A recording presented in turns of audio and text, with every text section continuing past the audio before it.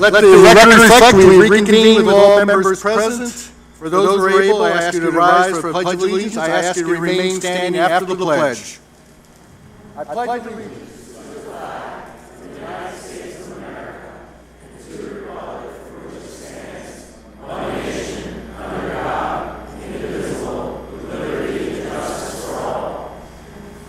All right, I'd like to take a moment to remember members of our Borough staff, extended family, and longtime residents we lost over the last few weeks. Carmine Cavezza, age 83, passed away after a short illness on April 17th with his family by his side. Carmine is survived by two devoted sons, Michael and Madison Police Department Sergeant James Cavezza, along with his wife Meredith and three grandsons. Carmine was predeceased by his wife Diana in 2018, his son Thomas just this past January, and an infant daughter many years ago, Christina.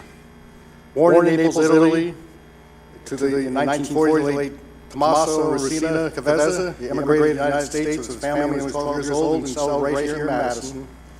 Graduated from Madison High School, and soon after enlisted in the United States Army to serve his country, which he was extremely proud of, served in Germany and Libya before honorably discharged. After his time in the Army, Carmine married his beloved wife Diana. They lived in Madison shortly before settling in East Hanover in 1969, where they raised their three sons. He had a career spanning close to 50 years with New Jersey Transit out of their Maplewood hub. Let's also remember Phyllis Campbell, a longtime Madison resident, who passed away on April 14th at the age of 99.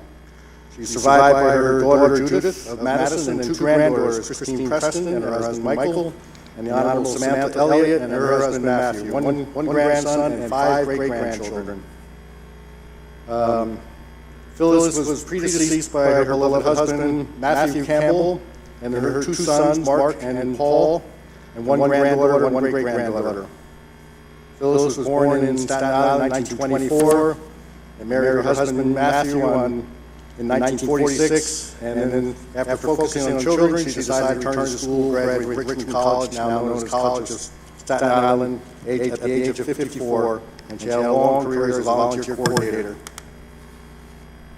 And after her husband's death, Mattie's death, in 1991, she moved to New Jersey to be closer to her daughter, Judy, and family right here in Madison. And let us also remember Kevin Polo, a longtime Madison resident, passed away on April 11th after a long illness. He was age 46. I remember Kevin from his years working at the Madison YMCA. He leaves behind his devoted parents, Raymond Picola and Connie Russo-Struffy, and his stepfather, Andrew, and one brother, Brian, and his grandmother, Dorothy. Born in Summit in 1977, raised right here in Madison, graduated from Madison Public Schools, very athletic child and teenager before falling ill at the age of 20. Kevin always kept a positive look on life and had an incredible strong will. His life was a testament to his strength, faith, and unwavering hope. And I remember that smile he always had despite the challenges he had. He inspired everyone he met. And Sharon Littlejohn, longtime Madison resident, died April 5th, age 72, leaving her husband of 36 years, James, born in Morristown in 1951, proud graduate of Morristown High School, attended college at St. Elizabeth, and she met her husband Bob in 1982.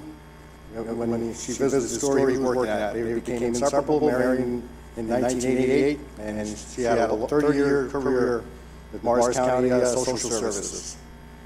And April 9th, Mike Bronco of Florham Park, longtime Florham Park, but strong Madison influence, died with his family aside, born in 1944 to the late Joseph and Mary Bronco, raised in Chatham, worked at an auto body shop for 57 years while owning George's Auto Body for 36 years, where it says he never missed a day.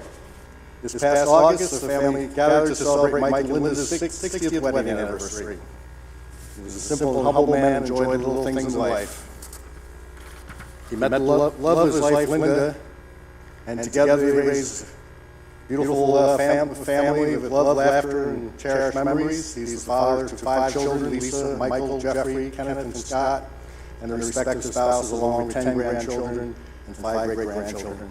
So let us take a moment to remember Carmine Cavezza, Phyllis Campbell, Kevin Cole, Sharon Littlejohn, and Mike Bronco, and let us pass our thoughts on to the families and friends that they leave behind.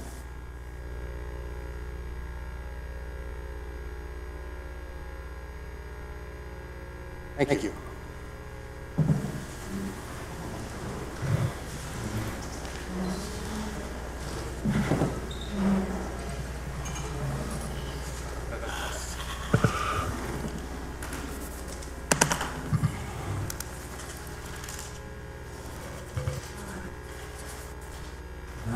All right, may I have a motion for the executive minutes of March 25th, 2024? So moved. Second.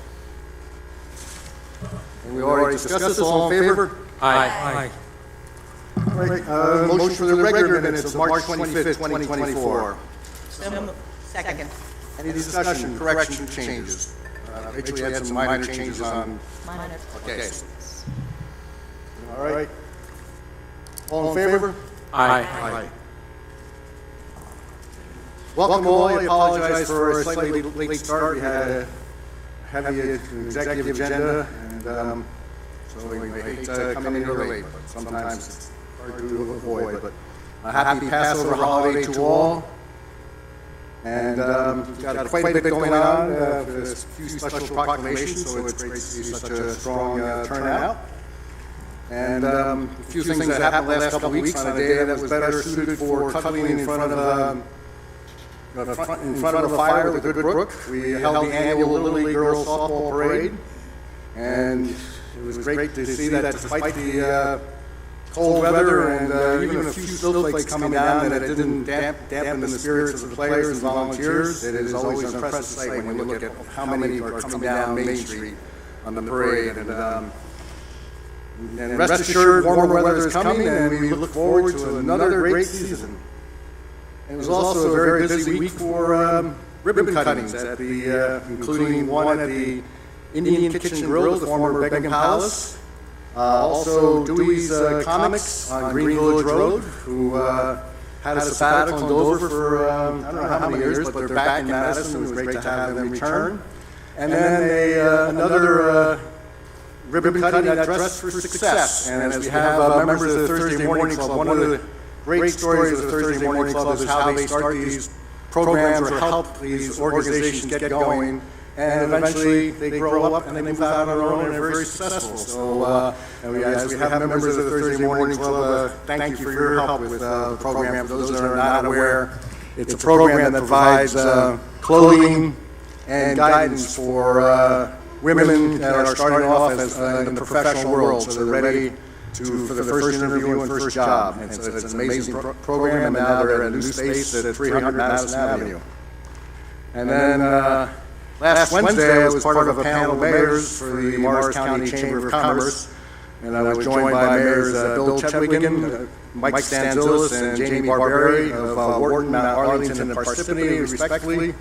And it was clear from the panel and the reaction of the audience that Madison was by far the best.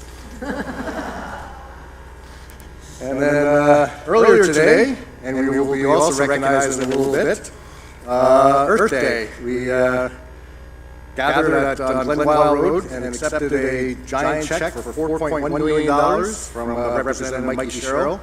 It was through her and Senator Cory Booker's effort that we were able to secure federal funds to support the purchase of the Drew Forest. And other guest speakers at the event included Drew President Dr. Hillary Link, State Senator Anthony Bucco, who is working on state funding for the forest, Morris County Commissioner Stephen Shaw, and we have already received a grant for $5 million from the County Open Space Fund. And we've made it clear that we'll be coming back for some more. And then closing remarks were from the Friends of the Drew Forest co-chair, Judy Kroll. And the friends in the audience here, you have done an incredible job raising awareness and grassroots effort to save the forest. And then another Earth Day event, we gathered at 2 o'clock at DPW to honor or kind of dedicate a tree, a pin oak that had just been planted in recognition of all the members of Public Works in recognition of all the work they do planting and maintaining the trees around our town. We have, I think we're like 36 years of being a tree city, and it wouldn't be possible without the work of Public Works. We save quite a bit by having our own employees plant the trees and maintain them. They will be recognized this Saturday during the Arbor Day celebration as part of Green and Clean Day in Madison. And related to that, and we'll have this also for Saturday, I have a proclamation from Congressman Mikey Sherrill recognizing Madison for its Arbor Day recognition as a Tree City, 39th year, consecutive year as Tree City, and 17th year as a Tree City USA Growth Award. So we appreciate that. And two other announcements before I come down for some proclamations. Our crossing guard, Agnes Giuliano, is celebrating her 20th anniversary on April 20th. So if you see Agnes on her corner, please congratulate her. And Fran Borden, administrative official in the engineering department, is 20th anniversary on April 21st.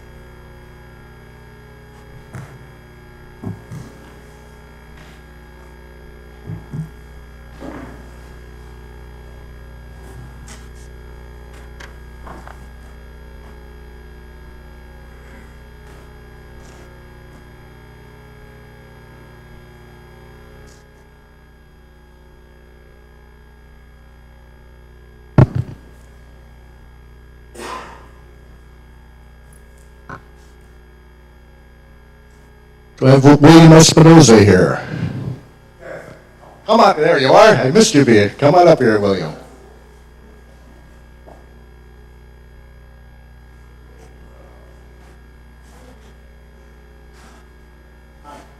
That's all right. Great to have you here. Yes, thank you. Hi. Last year when you were here, I was remote. Yes, and wasn't able to do it in person, so great to be here with you. Yes. So this is a National Association of Letter Carriers Food Drive Day, and I'll cover, maybe not all of this, but just a couple of highlights. Hunger affects 1 in 8 Americans, including millions of children, seniors, and veterans, and it is something that's recognized by our letter carriers through the food drive, which is annually held on the second Saturday in May. And the Stamp Out Hunger Food Drive is the country's largest one-day food collection, providing residents with easy way to donate food for those in need. And the food drive is held in 10,000 cities and towns in all 50 states.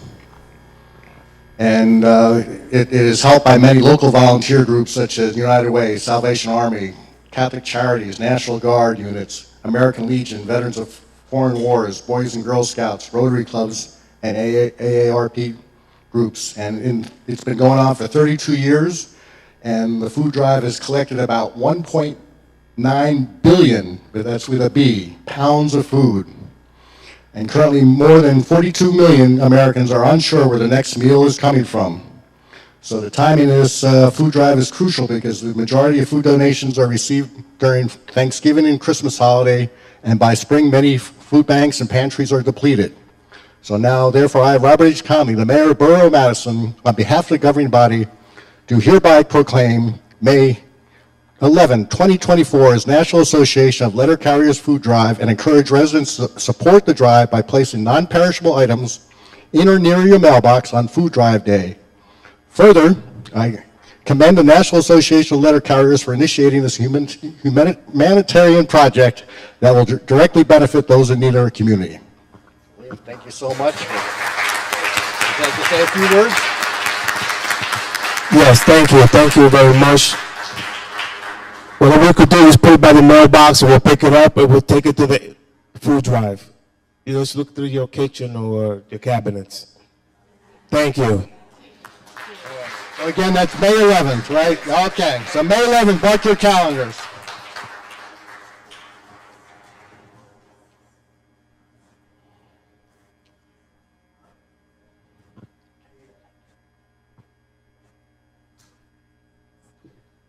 All right, and today, as I mentioned, is Earth Day, so we have a couple special people to accept our Earth Day proclamation.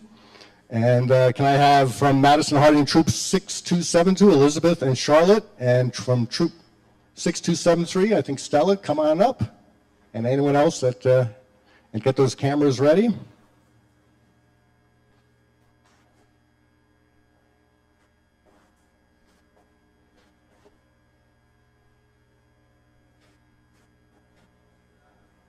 All right. Ooh. Ooh. All right. Now, these Girl Scouts will tell you shortly about their project, but this year's theme for Earth Day is plastic, and helping people understand the impact that plastic has on our environment, and it's not a good one. And they took an incredible project of collecting bottle caps. The number was incredible, and now, if you go by the museum, you can sit on a bench those bottle caps were turned into that bench. So incredible job.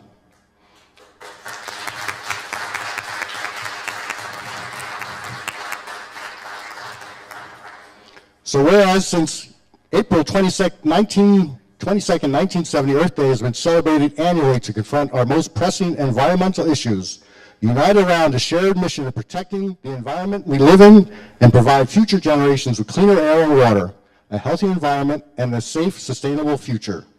And whereas on the first Earth Day, led to the establishment of the Clean Air Act, Clean Water Act, and Endangered Species Act, and the nation's Environmental Protection Association. I've been talking too much today.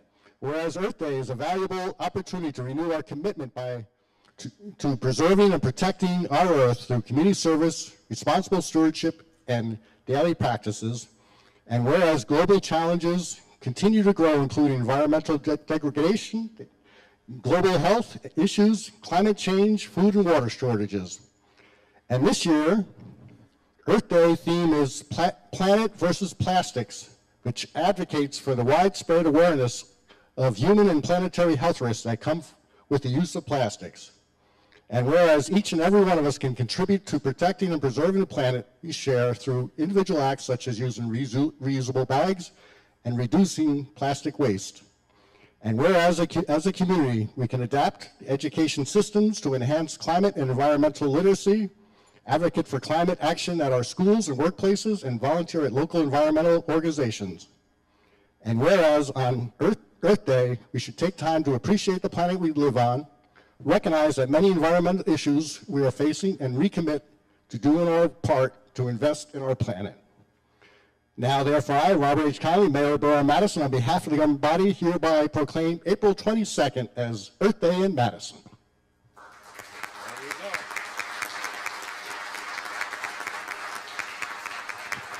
All right, who wants the microphone?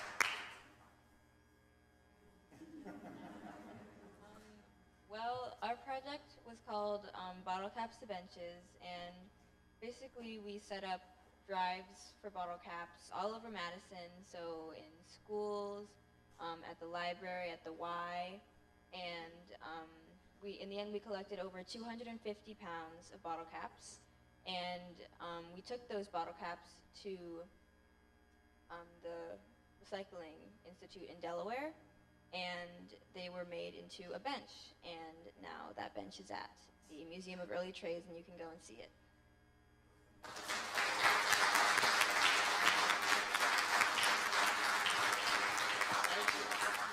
Well done. Oh, well, thank you. We will enjoy these.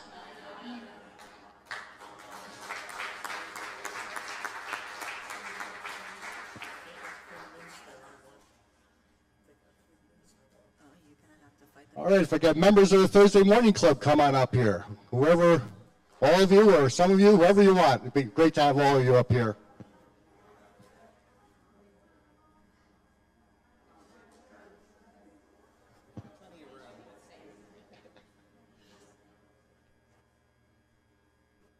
Hi, Maureen. Good to see you.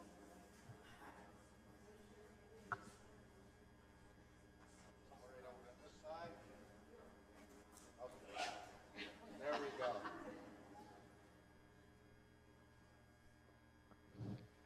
All right, this is a very special proclamation.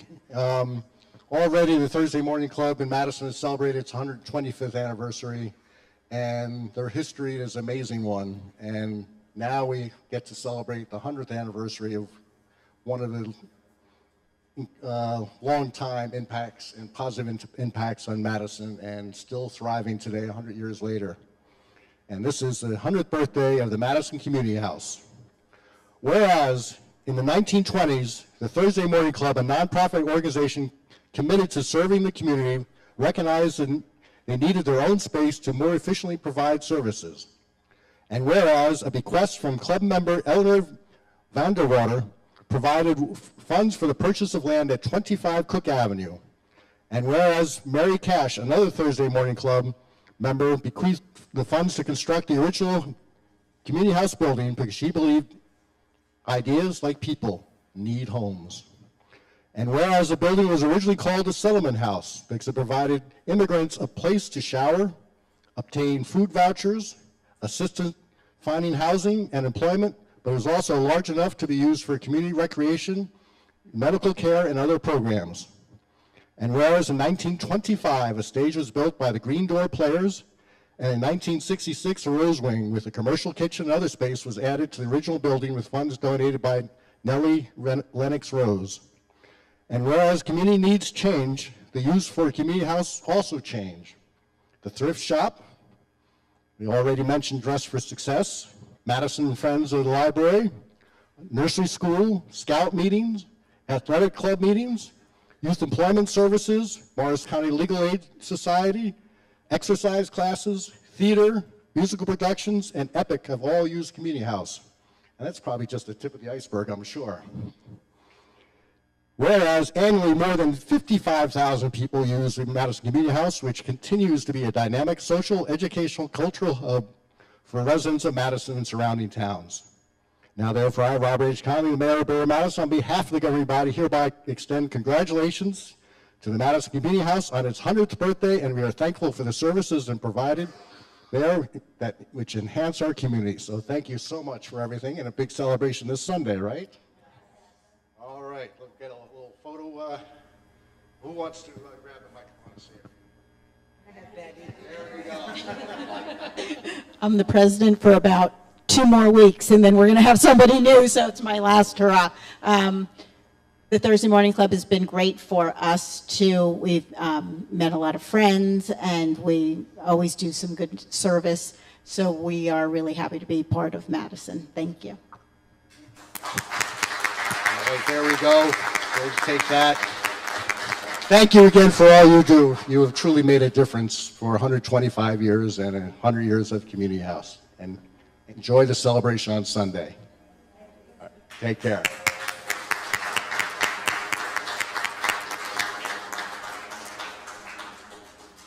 Yeah, there seems to be one more proclamation left. Uh-oh. Liz, come on down. Come on down. Liz is in charge of putting together an agenda for these meetings. And you would think, yeah, after all these years, you would think she would expect the proclamation for Municipal Clerks Week, but we surprise her every year. So let me just cover on some of these here, because we've covered it, but the Office of Municipal Clerk is the oldest among public servants.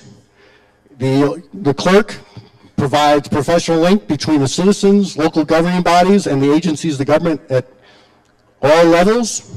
The municipal clerks have pledged to ever be mindful of neutrality and impartiality and rendering equal service to all, because they are the keepers of all our information and sharing of all that. The clerk serves as information center regarding the functions of local government community. Municipal clerks continually strive to improve the administration of the affairs of the Office of Municipal Clerk through participation in educational programs, seminars, workshops, annual meetings of their state, county, and international professional organizations. And whereas it's most appropriate, we recognize the accomplishments of the Office of Municipal Clerk, notably Elizabeth Osborne, Caridad Reyes, Bonnie Mulcahy, and Helene Corlett.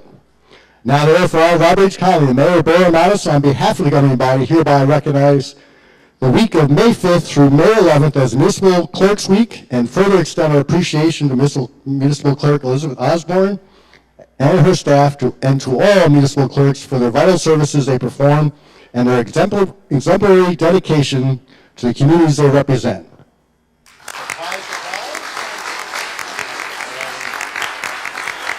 Got some flowers for you. We'll put them on the corner there. All right. Would you like to just want to say that it is an honor to serve and work for the Borough of Madison. Thank you again. Thank you, Liz.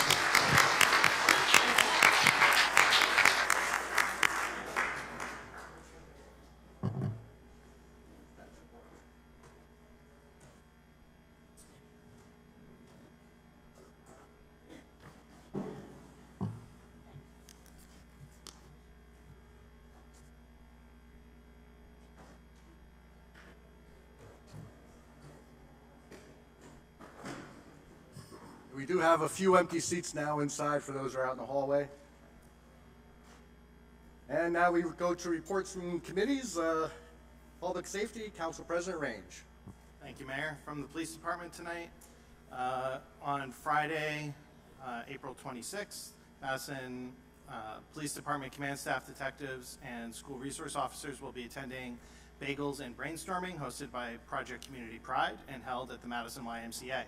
This event is held quarterly and provides constant brainstorming on how youth and police can better bond together. The highly attended event of Basketball at the Y, where police from Madison and Chatham Borough play basketball with town youth, stemmed from this collaboration last year.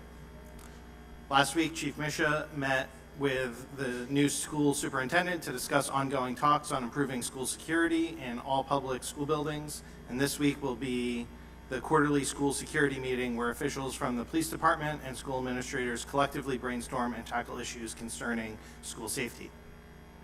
This Thursday, April 25th, Chief Misha will be attending the Morris County 200 Club Valor Awards held at Birchwood Manor. Chief Misha will be attending with his fellow county chiefs as part of the Morris County Chiefs of Police Association Executive Board. From the fire department tonight, so far this month, the fire department has responded to 23 general alarms, 12 still alarms, 25 investigations, and 52 medical calls, for a total of 112 calls. The new fire department EMS division is off to a great start. Over the last 2 weeks, there has been a Madison staffed ambulance on duty 24 hours a day, 7 days a week for the last 2 weeks. So that's a great change. Firefighter EMT Pat Golligan has completed the Confined Space Rescue Tech program. The last 4 hired firefighters are all rotating through the program to join the Special Operations team of the fire department. This team is trained in confined space and trench rescue operations. On April 10th, the fire department responded to 4 Saddle Road Cedar Knolls for a reported fire on the roof. Madison's rapid intervention team stood by as the fire was extinguished. The fire department is continuing to attract volunteer firefighters as well. At present, there are 3 new volunteer candidates working through the application process. If you're interested in joining the fire department, please visit rosenet.org/MFD and click on the Volunteers Needed banner. And one last note tonight, last week was Public Safety Telecommunicators Week, so special thanks to all of our dispatchers that work here in Madison and in the county and state 911 centers. Thank you, Mayor. Thank you. Madison Borough Clerk, Ms. Ehrlich. Thank you, Mayor. From the Tax Collector's Office, residents are reminded that the second quarter property taxes are due May 1st. This is a reminder that the Tax Collector's Office is now located in the Finance Department on the 2nd floor of Hartley Dodge. Residents can bring their payment to the Tax Collector's Office, or they can leave their payment in the drop box located in the Clerk's office on the 1st floor. Please call the Tax Collector's Office if you have any questions or need any additional information. Turning to the budget, tonight we will have the budget hearing and final vote to adopt the 2024 municipal budget. Nothing has changed since it was introduced, so the numbers in tonight's budget resolution 127-2024 are exactly what was introduced back on March 25th. I've highlighted this long and thorough budget process before, but tonight as we prepare to finally adopt the budget, I'd like to point out that the staff started working on this budget last summer, and Council has had 6 public presentations and discussions on the budget. All materials and information can be found on the annual budget process page on Rosenet. The budget is presented in multiple formats, including a 1-sheet budget summary, the official 86-page state budget document, and a newer document created by the state called the User-Friendly Budget. And later in the year, the borough will mail out a flyer that includes charts, data, and an even more simplified budget. Council voted to introduce the budget on March 25th, and by state law, we have to wait at least 28 days before we have a hearing. The state established this 28-day waiting period to make sure the public has had an opportunity to review and comment on the budget. The 28-day waiting period is for transparency. The governing body and the borough administration take the budget and transparency very seriously. All of the council discussions are recorded and available to view whenever you want, and all the reports and schedules that are presented to council are available on Rosenet. I believe this is an excellent budget that we're adopting for 2024. There are no changes to the municipal services provided to residents, and we have a robust capital program including repaving roads, new equipment, and fully funding the MRC solar carport, which will be a source of savings to the borough. This budget includes a 1.75% increase in municipal property taxes and a 5.27% increase in spending. I want to thank all the members of the governing body and the public for being engaged in this process and for offering great insights and comments along the way. Thank you.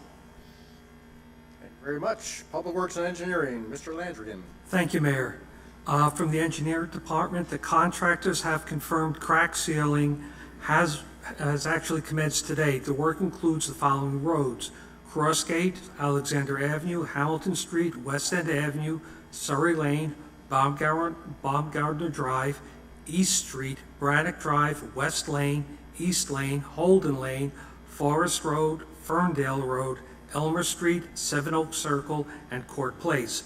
The contractor will commence at the East Lane, West Lane neighborhood. This work will take approximately 2 weeks and is very weather dependent. This work is not very disruptive to traffic flow and does not require any road closures. From Public Works, they are working with the fire alarm company to update the fire alarm system at the Heller Building, the Masonic Lodge. Because of the age of the building and the dynamics of the building, they will utilize various technologies. The Sewer Department is working on the roads that will be milled and paved in the spring summer to update the catch basins and work holes. The Parks Department is prepping all fields, and this is a busy time for them. Please help by bringing reusable water bottles to all sporting events. All water fountains have been turned on. The Road Department is working on tree plantings for the Shade Tree Committee. They are about a third way through the work. If you would like a tree in and around your property, please contact the Public Works Department at rosenet.org. Thank you, Mayor. Thank you. Utilities, Mr. Alan Plutus. Got it. Thanks, Mayor. Welcome everybody from the community. From the Water Department has replaced 61 water meters that were scheduled to be completed by the former contractor, National Metering Services. Kudos to them. It's a big undertaking while they're doing their regular tasks all week long. 8-inch water main tie-ins were made at the Community Place of Walnut Street for the new affordable housing complexes. An 8-inch water main tie-in was made on Vinyl Place for the new mosque, which is under construction right now. The water utility flushed the completed 6-inch main for the construction on Park Avenue at the new townhouses, Park Avenue and Elm Street, and it's put into service now. All the ball fields, water fountains, and bathrooms have been turned on for the season. The water main break on Windsor was shut down by the borough. It was fixed by the contractor and then flushed by the borough. But during the shutdown, a valve leak occurred that was dug today and has been repaired. From the electric utility, the electric department is working at 28 Walnut and 18 Community Place, the affordable housing units, for the new electric infrastructure service. Crews have removed the old lights that were not in operation to install new update overhead lighting on Community Place. On April 15th, crews repaired street lighting feed pipes that was damaged. Also on April 15th, the crews responded to 2 power trouble calls at Wayne Boulevard and 3 Community Place. The crews set a new pole at 64 Park Avenue as 1 feed pole for the new housing site. The crews set a new pole at 15 Chateau Theory, the senior housing, for primary service relocation of a transformer due to flooding issues around the existing location. The men have removed the temporary construction service at 14 Lincoln Place. The department responded today to a no power call due to wildlife shorting out a cable at Vinton Road. That must have hurt. The electric department continues to install new service upgrades around the borough, repair power issues, markouts, streetlight repairs, and daily substation inspections, all to serve the residents with quality and reliable service. Thanks, Mayor. Thank you. And Community Affairs, Ms. Honahan. Thank you, Mayor. The Downtown Development Commission will hold its next regular meeting on Thursday, May 16th at 7:15. It's open to the public and is in the Hartley Dodge Memorial Building. The Madison Farm and Artisan Market will be held on Saturdays from May 25th through December 14th in the Prospect Street parking lot from 10 to 3. Madison Green and Clean is this coming weekend with hopes for sunshine on Saturday. The event will be going from 9 to 2 and will be kicked off with Arbor Day celebration as we discussed earlier. Bottle Hill Day is now scheduled for Saturday, October 5th. The Chamber of Commerce shares that Ladies' Night is scheduled for Thursday, March 9th. Fire extinguisher inspections will take place on Tuesday, June 4th from 11:30 to 3:30.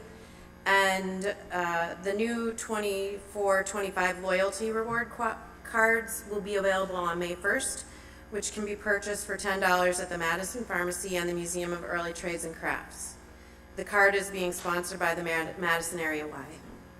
And the Chamber of Commerce annual awards dinner will be held on June 11th at the Madison Hotel. The Madison Community Arts Center has many things happening, including an art gallery, dance, music, and a Baroque Orchestra of New Jersey will be performing on April 28th. New Jersey Jazz Society will be featuring a trombonist on May 5th.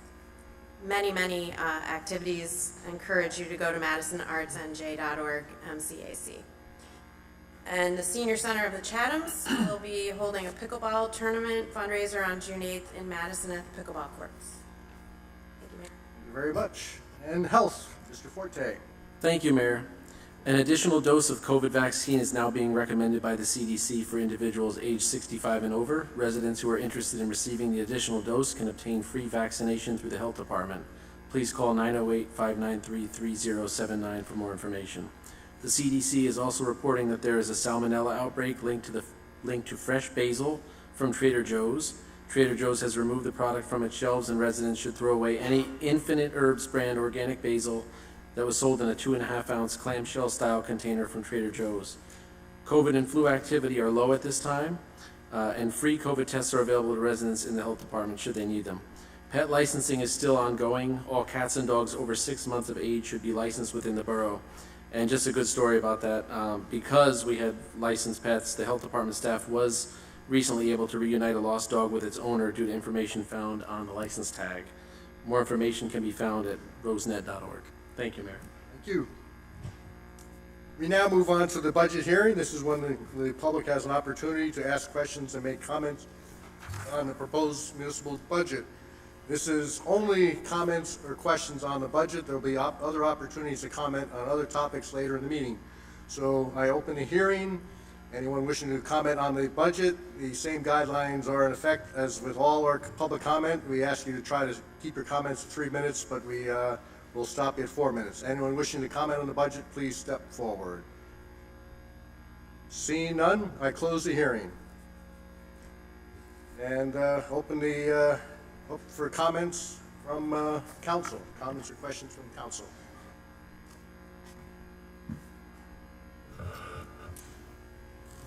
Yeah, Bob? Okay. Yeah, I guess I'll start it off. I wrote something up here. You know, I went to a Jesuit military high school. 2 ideals we learned and that were drilled into our heads was, each man is our teacher and that we may learn from him. And secondly, the shortest route to failure is the belief that only you have the right ideas. These guidelines have always governed my life. In their own way, it is my belief that this council and administration have also followed these same ideals. They listened to the residents of the town. They heard what was important to them across the board. Some requests may have been new or outside the normal budget. Many of these were funded by the hard work of volunteers who obtained $18 million in grants. And I know Jim outlined these in his last budget presentation. This budget also looked for alternatives when something new came up. And the best example I can give is when we wanted to purchase a fire truck ahead of schedule.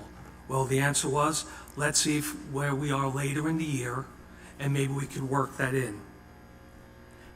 There was something else that this council did and the administration did that was to adhere to the tradition that has made Madison the successful and financially stable town that it is, and that is to plan for the future. Many of the funds that we have are there because we believe that there may be a time when we need them. For example, we did not have to bond during Hurricane Irene or Hurricane Sandy. We didn't have to bond during the pandemic. That's because we had put the money away. These situations were a great source of stress to many towns who had to go out for bonding and found themselves in the hole. We also recognize that there may be significant future property tax appeals. This is money that we've also put aside. This administration and council recognize that this budget will be carried on the backs of the average citizen working like myself up through the age of 70 and beyond, trying to support a family and save money in some sort of IRA or savings account in order that they can provide for themselves on their savings and Social Security and also pay for their medical benefits going forward. Much has been said about what Madison deserves. This budget is what Madison deserves. It keeps with our tradition. It recognizes the needs of each and every citizen, regardless of their income, and is a budget that I will very proudly vote to approve. Thank you, Mayor. Very well said. Any other comments? Eric? Can't quite compete with Bob's statement, but thank you for saying it, Bob. And Councilwoman Ehrlich mentioned it in her comments, but I think it is worth repeating that despite needing to raise or raising the expenditures by over 5% in this year's budget, Jim and Ray and others in the administration working with the council were able to find ways to limit the municipal portion of the tax increase this year to 1.75%. And I think that's something of note. And we should continue to remind ourselves that there was restraint here in the impacts that it would have financially on our community, recognizing that there are lots of things outside of our control that, as we all experience in our day-to-day lives, that prices are escalating. So, you know, I just think that that's the real key takeaway here, and being able to do things as Councilman Landrigan pointed out, you know, perhaps forward funding the new fire apparatus, forward funding the solar carport at the MRC. So these are all strategic things that need to be considered and are accomplished in this budget. So kudos to everyone across the board for getting us to the finish line. Other comments? Rachel? You know, the future is uncertain in terms of some of the challenges the borough will be facing in the coming years, perhaps not so distant years. And so I think, as Bob pointed out, the fact that we have always planned prudently to mitigate the impact of changes and external forces outside the borough's control, it will serve us in good stead. I want to acknowledge that a couple of members here, Councilman Range and Councilman Harlan Putis, asked, you know, do we have to do a 2% tax increase? Can we make it lower? And our CFO listened and said, let me go back to the drawing board, sharpen the pencils, and move things around. Eric made some suggestions for how to do that. Tom, you've pushed for that kind of sharp thinking. And it's a testament that we can do both of these things. We can plan prudently for the future, and we have an administration that listens to the council's input and comes up with a budget that can have it both ways. I think that's amazing, and I want to thank you, Jim Burnett, for leading us, getting us to this point after this many months-long process. Other comments? All right. Will the clerk please read the resolution? Okay, Resolution 127, 2024. Be it resolved by the council members of the Borough of Madison, County of Morris, that the budget hereinbefore set forth is hereby adopted and shall constitute an appropriation for the purposes stated of the sums herein set forth as appropriations, and authorization of the amount of $14,872,538 for municipal purposes, $732,263.50 for open space, recreation, farming, and historic preservation trust fund levy, and $1,681,983 for the minimum library tax. I have a motion. Mayor, I move Resolution 127-2024, resolution of the Borough of Madison finally adopting the 2024 budget and tax resolution. Second. Any further discussion? Roll call vote, please. Ms. Ehrlich? Yes. Mr. Landrigan? Yes. Mr. Range? Yes. Mr. Harlan-Pudis? Yes. Ms. Honahan? Yes. Mr. Forte? Yes. You all, great job. Now move on to communications and petitions. None received, Mayor. And now we move on to our first of two invitations for public comment. This one is limited to items on our discussion agenda and the resolutions that are part of our consent agenda. I will go through those items right now and go through the guidelines for speaking. We have a single agenda discussion. It's affordable housing legislation update as we look towards the next round of affordable housing in 2025. And these are the resolutions you may comment on. Resolution 128, resolution thanking United States Senator Cory Booker for securing federal funding to save the Drew Forest. Resolution 129, appointing Johnny Albert Rodriguez to the position of apprentice lineman at the salary of $65,780. Resolution 130, resolution approving temporary signs for the Madison Education Foundation 5K race now through May 5th. Resolution 131, granting the Integrative Support Network permission to display signs and ribbons on public property to prevent Mental Health Awareness Month from May 1st through May 31st. Resolution 132, awarding contract to NHS Architects Hoboken for professional architectural services.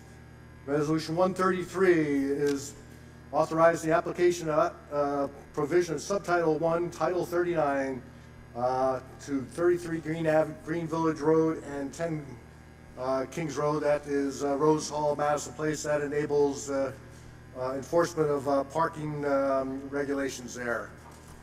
Resolution 134 is approving raffle license for the auxiliary of the Madison Volunteer Ambulance Corps on November 11th. Resolution 135 is approving raffle for the Shakespeare Theater of New Jersey for September 7th. And Resolution 136 is approving raffle license for Knights of Columbus for June 1st. And Resolution 137 is authorizing a special event permit to allow use of Summerhill Park by Boy Scouts of America Patriots Pack Troop 7 on April 27th. So those are the resolutions you may comment on. Those are also the resolutions to be part of the consent agenda, or you can comment on the affordable housing discussion. If you want to comment on those, you step up to the lectern, state your name and address, write the same on the clipboard. We ask you to try to keep your comments to 3 minutes, but we give you that 1 minute grace period and we'll stop you at 4 minutes. Christine, we missed you earlier today, so it's great to see you.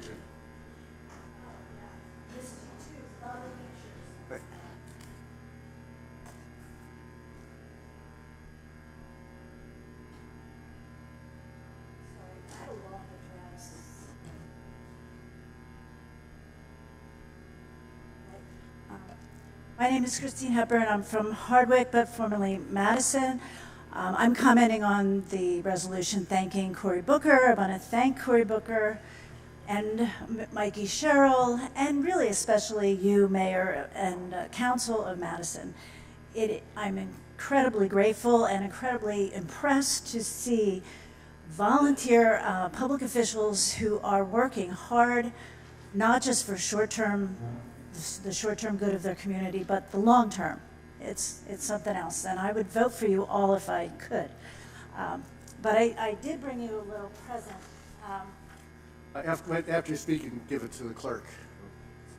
No, sorry. Okay, just a little thing I made. You can toss it, you can put it in your Drew Forest file, but I'm here to emphasize one aspect of the Drew Forest, and it's very timely. And this handout, I lived next to the Drew Forest, practically in it. It really extended into my yard. I had a water feature, which meant that birds from the canopies of the forest would come down, and I could get pretty good pictures. This is just a subset. This is just warblers, because I'm here about warblers, because they don't live here through the summer like many of our other beautiful birds in our backyards in Madison. They just travel through. You can see them any day now through maybe mid-June. Most people miss them. They're tiny, they're rapid moving, they're often high up, but they are here in Madison, and the Drew Woods, I did a lot of research on the DEP website. Someplace like Drew Forest is a really important stopover habitat. Warblers, like most of our other birds that visit our backyards, migrate from very far south. And what warblers do, according to the website, is they don't start flying. They do until about midnight. They fly at night. They stop 4 or 5 hours, well before dawn, in the dark. They need to find a resting place. They are desperately in need of food to restore the fat reserves used up by flying for hours and hours and hours, these tiny birds. They also have to avoid being preyed on. They also need water source along with the food.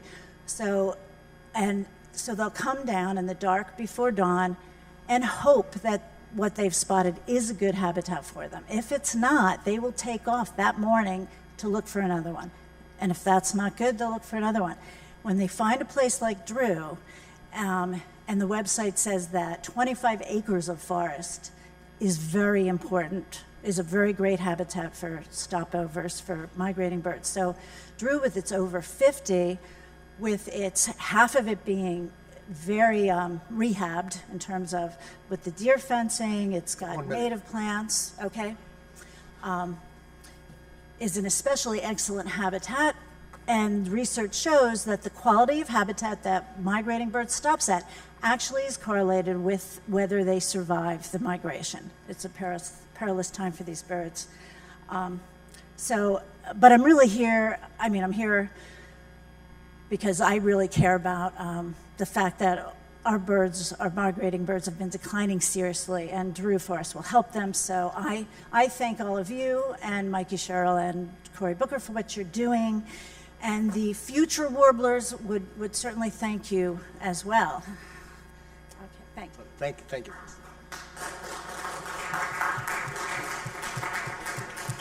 Anyone else wishing to welcome?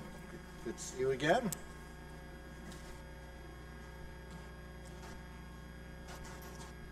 I'm Alan Swanson. I'm the chair of the Lone Taka group of the Sierra Club, one of the 12 groups in New Jersey.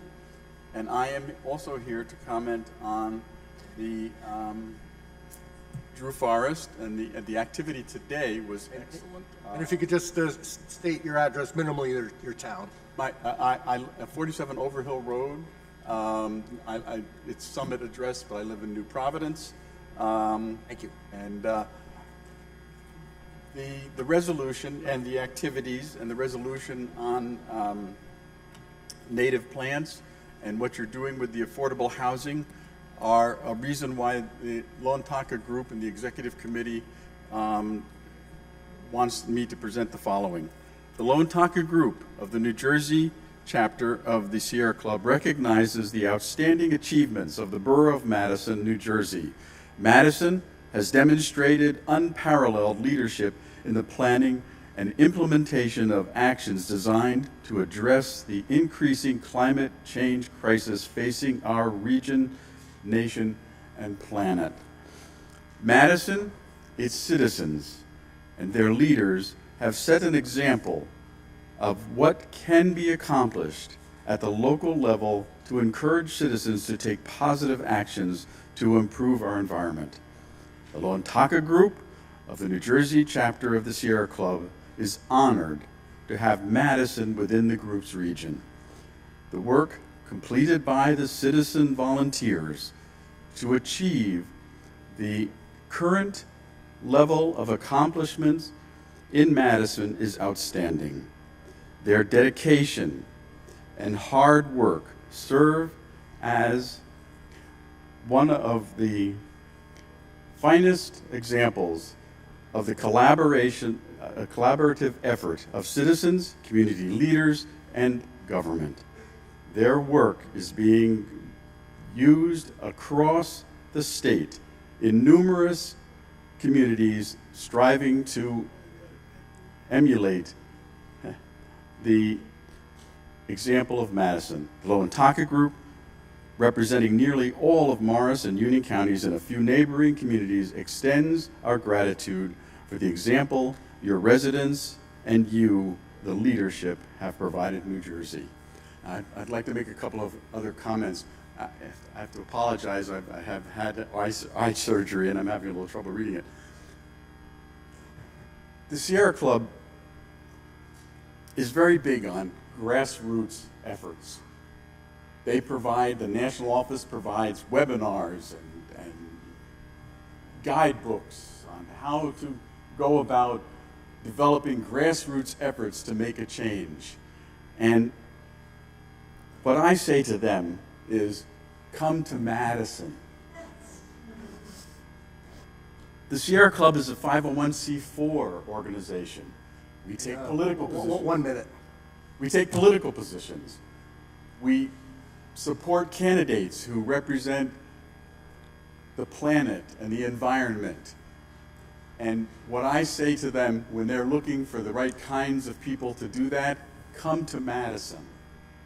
And everywhere I go, people say to me, where's the example of what we can do to make a difference in our town? And I say, come to Madison to them. Everywhere I go in the state, I say to the executive committee. Finally, let me say, I'm going to jump ahead, in honor of Earth Day and Earth versus Plastic, something I do as a distraction is I actually paint, believe it or not, produce bags that are made of cotton. And what I have given Clerk Osborne is a packet of about 20 of them, and they have the Madison logo. I paint them.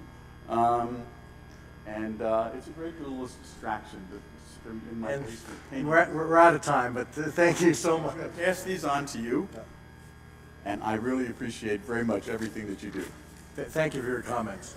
Anyone else wishing to comment on resolutions or agenda items? Thank you. Hi, Claire Whitcomb, 12 Fairwood Road.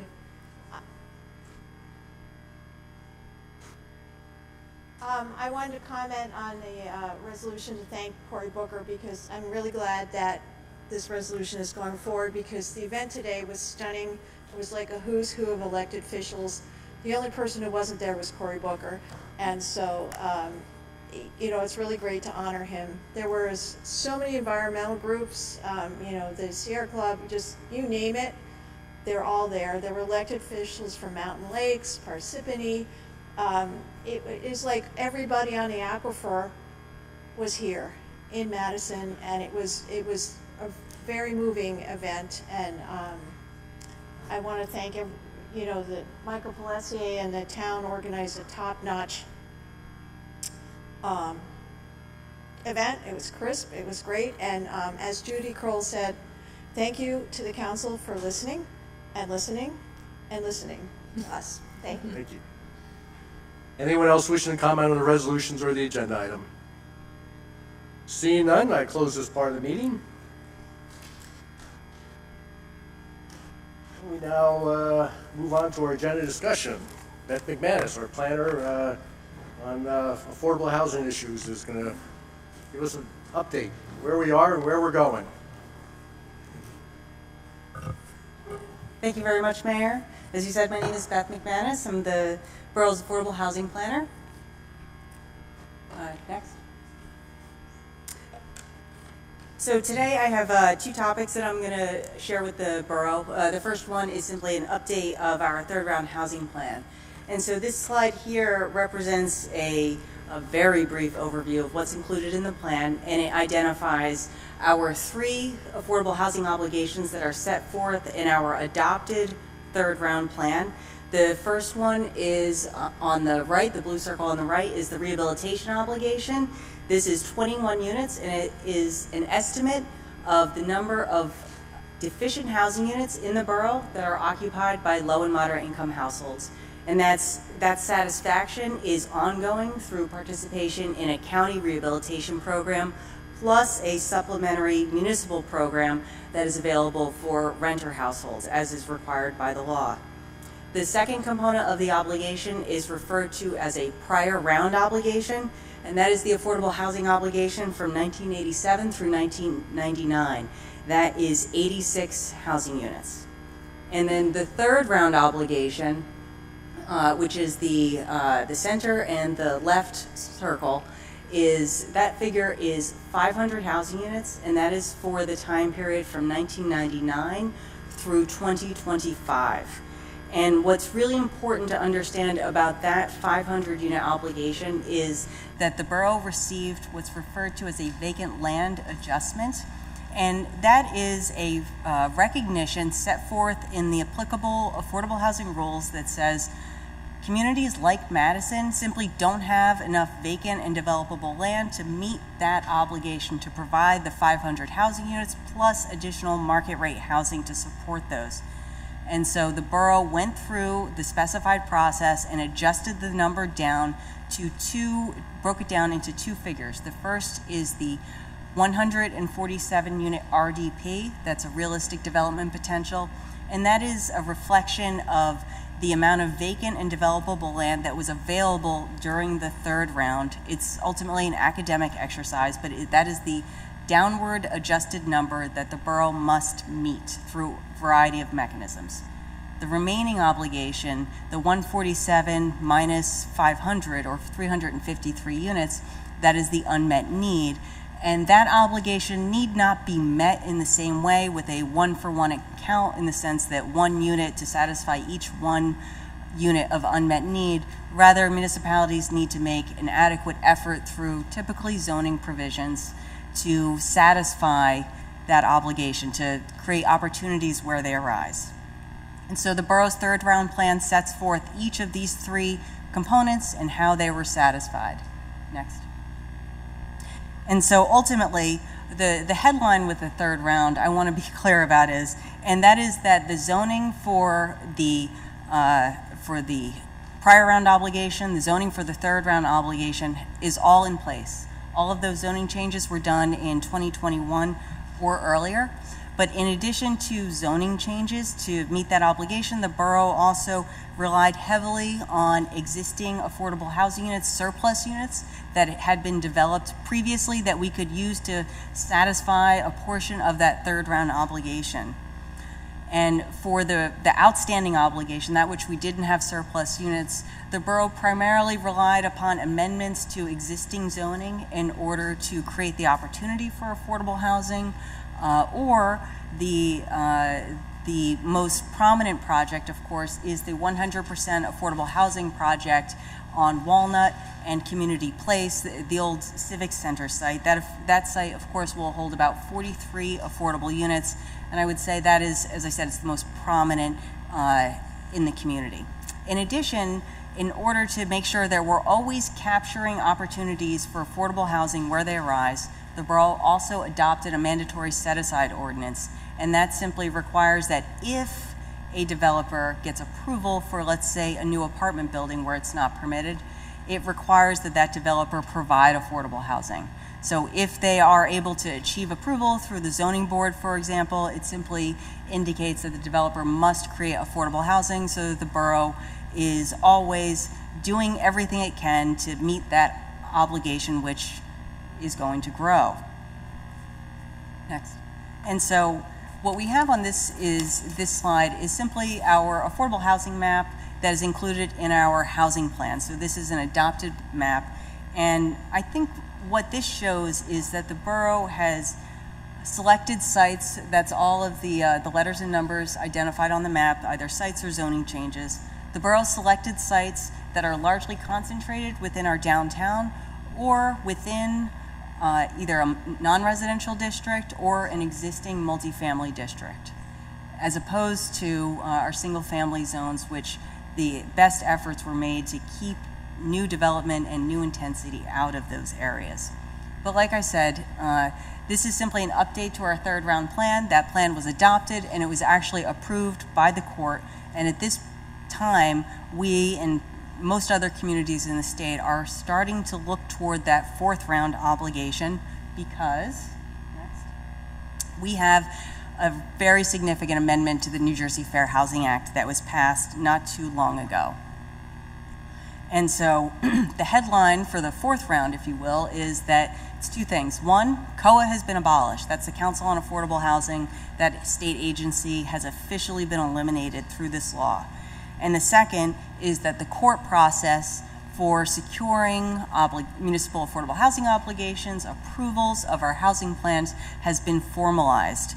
Now, the change is a very significant departure from what we see listed or printed on our Fair Housing Act. However, the change is not that different in practice because the Council on Affordable Housing has really not been functioning for more than a decade at this point, and municipalities, including Madison, have already worked through a court process to receive approval of our housing plan. But while those two very significant issues are not that new, there are a number of additional process changes set forth in this law. While the Council on Affordable Housing, which was a part of the state agency Department of Community Affairs, has been abolished, I will say that the Department of Community Affairs, or DCA, will continue a lesser role in affordable housing in that they will be in charge of monitoring and regulating municipal affordable housing trust funds. Other items to know is that while the court process has been formalized, and so it sets forth new rules for municipalities, how they would interact with the courts, how our plans will be approved, it also sets forth new rules for developers and gives them not only guidance for how to participate in a municipal's housing plan approval process, but also it gives them additional opportunities to set forth their interest in properties and to either assist or potentially disrupt the municipality's approval process. Additionally, while we have this new court process, which has really been focused around the creation of a program referred to as the Affordable Housing Dispute Program, often referred to as the program,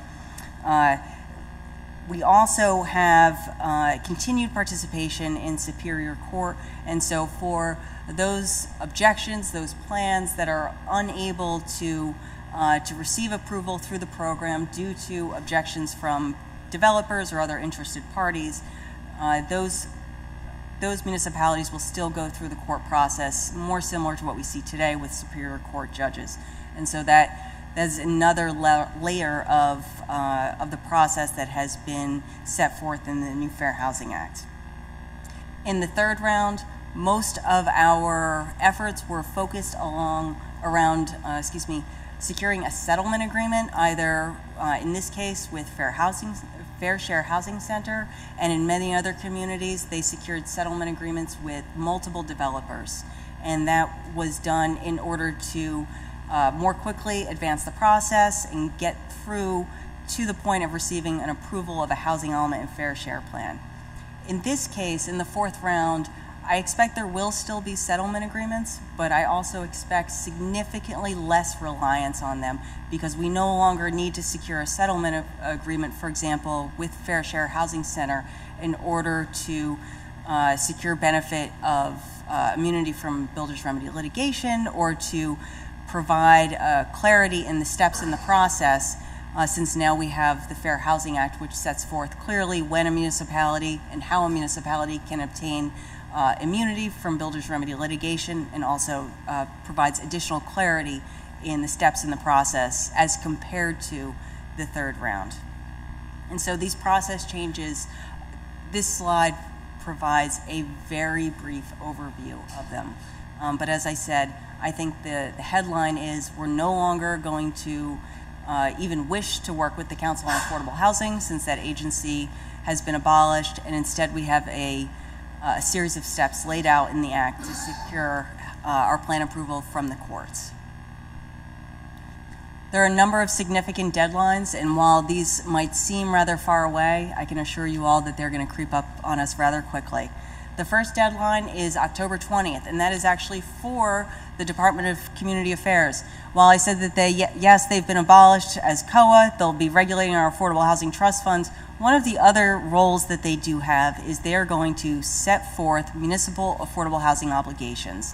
They will take the methodology, the information in the Fair Housing Act, and calculate an affordable housing obligation for every single municipality. However, that obligation is not binding upon municipalities. My hope is that it's done well, it's done accurately, and towns can rely upon it, but I think it's worth noting that it's not binding. Instead, by January 31st of next year, municipalities have to adopt a resolution that states this is what we believe our affordable housing obligation to be. And while we were, as you may recall, we were a vacant land adjustment community in the third round, I want to be clear that that vacant land adjustment is not part of the January 31st resolution. It's just simply what is our total fourth round obligation. There is an opportunity for objectors to state that they find that the municipality has inaccurately calculated its affordable housing obligation. They have to do so by February 28th, so they have about a month to do so. And then the program, the Affordable Housing Dispute Program, has about a month in order to resolve that affordable housing obligation objection. And if there's no objection, the obligation would be set forth by March 1st. And so with hope, we'll know by March 1st what our affordable housing obligation is. And so this is the first tranche, so to speak, of deadlines. I will say what follows is, of course, submission of a housing element and fair share plan, and that is by June 30th of 2025. Next. And so, very briefly, what our obligation will be composed of is a recalculated rehabilitation obligation. Again, that's the number of substandard units in the borough occupied by low and moderate income households. It's simply an estimate, not a literal count. That number will be recalculated, part of what the Department of Community Affairs releases. We also will have our prior round and our third round obligations, again at 86 and 500 respectively. Those numbers will not change. Our fourth round obligation, of course, that will be committed to by the municipality by not later than end of January next year. I expect that Madison will continue to be a vacant land adjustment community, meaning that we will have an RDP that must be satisfied, and we will have an unmet need for which we must make efforts to create opportunities for. More specifically, for our RDP, that's our realistic development potential, we have to fully satisfy with projects that are certain, projects that we know will happen because the zoning is adequate in terms of an economic incentive, and or because we have an agreement with a developer to construct the units. There's much more nuance than that, but that's the overview of the RDP and its required certainty. We will also be able to use any existing affordable housing units that are unnecessary for a prior round or third round obligations. And then the two most common methods for satisfying an RDP is through inclusionary zoning. That's a mix of market rate and affordable units, typically at a 20% set aside, so 20% of the total units are affordable. And then the other option is a 100% affordable housing project, similar to what the borough is currently has under construction at the old Civic Center site. Our unmet need, as I said, we need not satisfy every unit of the unmet need. However, this new Fair Housing Act has a new twist to it with the unmet need, and that is that a municipality must satisfy 25% of the unmet need on sites that are likely to develop or redevelop. I will say that if we are unable to identify 25% or sites equivalent to 25%, we have the opportunity to tell the court why it is that that's not possible. But the expectation, I suspect, will be that municipalities get to 25%. In addition to that, the same mechanisms that are most common for RDP are also most common for unmet need. That's inclusionary housing as well as 100% affordable housing. Although I will say with unmet need, inclusionary housing is far more common than 100%. Next. And of course, for meeting our RDP, we also will continue to have access to bonus credits. These are incentive credits, if you will, that you can use to meet up to 25% of your RDP for types of affordable housing that the state wants to incentivize, such as special needs housing, market to affordable, which is conversion of a market rate unit to an affordable unit. Again, 100% affordable housing sites, sites within a half mile of transit. Senior units, to a limited extent, there are a couple of rules applicable to senior housing.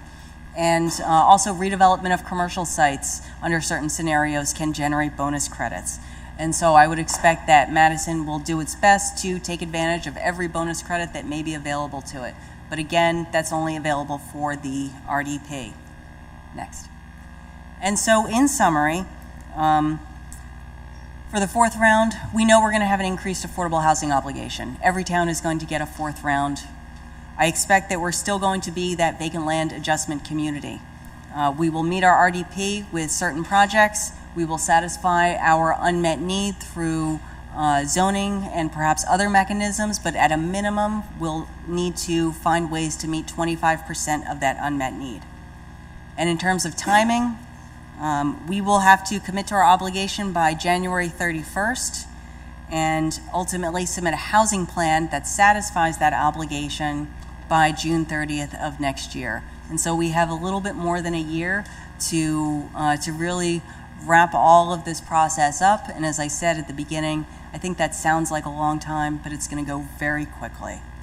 And the last thing I want to say about this new Fair Housing Act is there are 1,000 questions I have. There are probably 3,000 questions all of you have. And it is just simply too early to be able to answer even half of those questions. And so I think a lot more information is going to come. We know the judiciary is going to have to issue rules on how the program works that will certainly answer hopefully a lot of our questions, but we're at the beginning stages of this and more information should be available, and I'll be certain to share that with the council. Thank you. Great. I pretty much have been living this for quite a while, and still, as I've said, it makes my head spin, but as you laid it out, it certainly clarifies it a lot, but also creates those thousands of questions. Madison has been trying to take the lead. Well, for one, we have always taken the lead and provided affordable housing as a moral, not legal obligation, but we're also trying to take the lead right now and to try to make sure whether it's through amendments to this law or through interpretation, that it does exactly what it is intended to do, deliver high-quality, affordable housing without poor planning and poor development. Other questions or comments from the council? Eric? And I know we don't want to get too bogged down in hypotheticals, but since the 20% inclusionary is one of the key metrics or key strategies in meeting our obligation, I just think it's important that should the number of affordable housing units that we are required to build in the next round was 250, the 20% number would be 1,250 total housing units need to be built in Madison to get us, if it's all inclusionary, we do no 100% affordable projects, etc. So that is 1,250 new housing units that need to be built in our little couple of square miles here to meet a 250 affordable housing obligation, and that's over the next 10 years. So the round goes from 2025 to 2035. So I just think the impact, and that 250 number is a little hypothetical. It could be more, it could be less. But this is a huge impact to our community that's coming down the pike for sure. And with that hypothetical example, that would be a 20 to 25% growth in number of households in Madison. Other comments or questions? Rachel? I just want to say that I'm heartened somewhat by, or very heartened, by the great planning practices Madison has put in place so far. We've been focused on smart development, focusing new development downtown where we would like to have density, more foot traffic, more customers to our stores and restaurants, more people using transit, and shied away from developing the outskirts of town where it doesn't make so much sense to add density.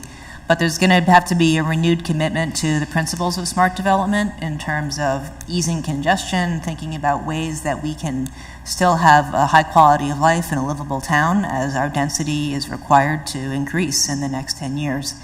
And that is something that I'm personally really focused on. How can we reduce car traffic? How can we make sure that the quality of life stays high for the people that have come here for all the great things Madison has to offer. So we on council will be challenged, the administration, councils in the future will be challenged.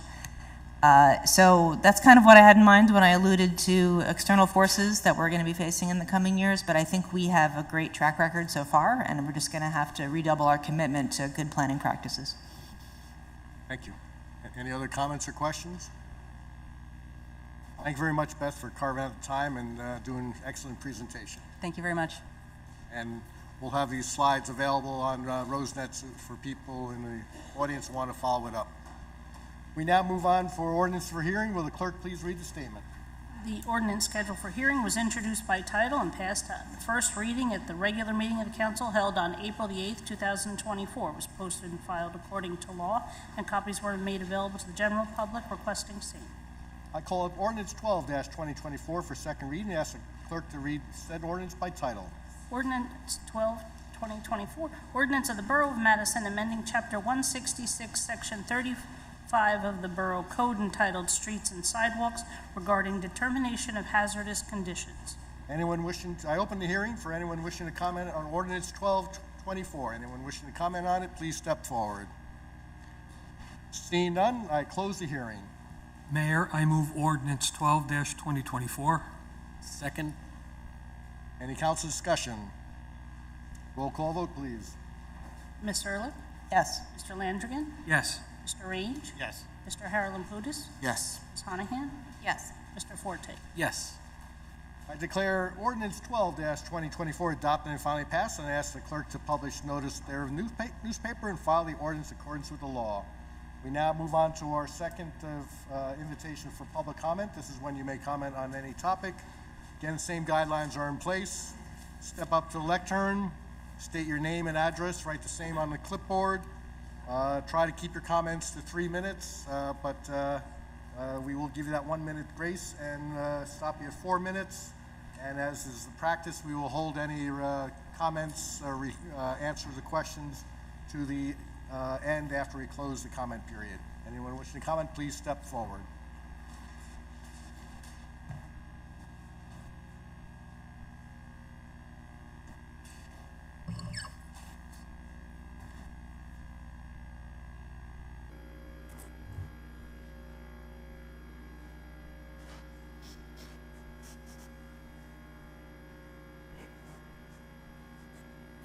Good evening, Mayor and Council.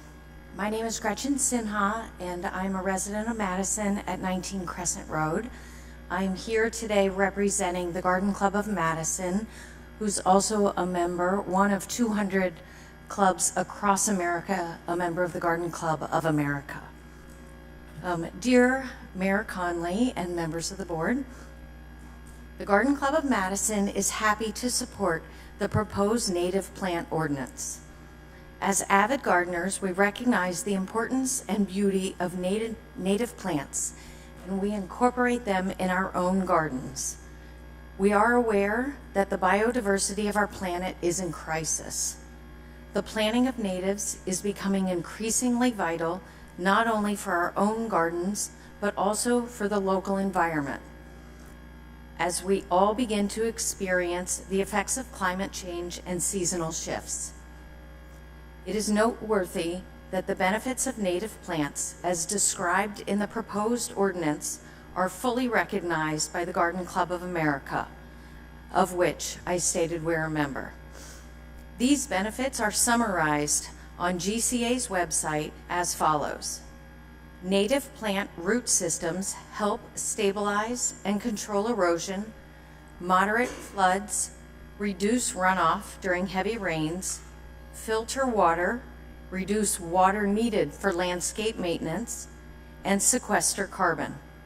Native plants do all this and more because they have evolved over thousands of years alongside the native bees, birds, and wildlife.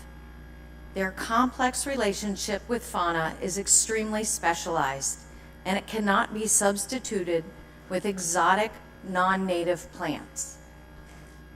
A significant number of North American native species, including insects, caterpillars, birds, and other animals, are at risk of extinction because they cannot eat non-native plants. In addition to habitat loss, the use of invasive species, climate change, and pesticide use are contributing to their steep decline. To help support wildlife, many more native plants need to be planted in varying bloom times, shapes, and colors. We are hopeful the proposed native plant ordinance will be implemented by the Borough and Council, and we look forward to working together to promote the appropriate use of native vegetation on municipal properties. So I'm here today to support the ordinance on behalf of the Garden Club of Madison and its 84 members strong. Thank you. Thank you, Gretchen. And that ordinance is up for introduction and next item on the agenda.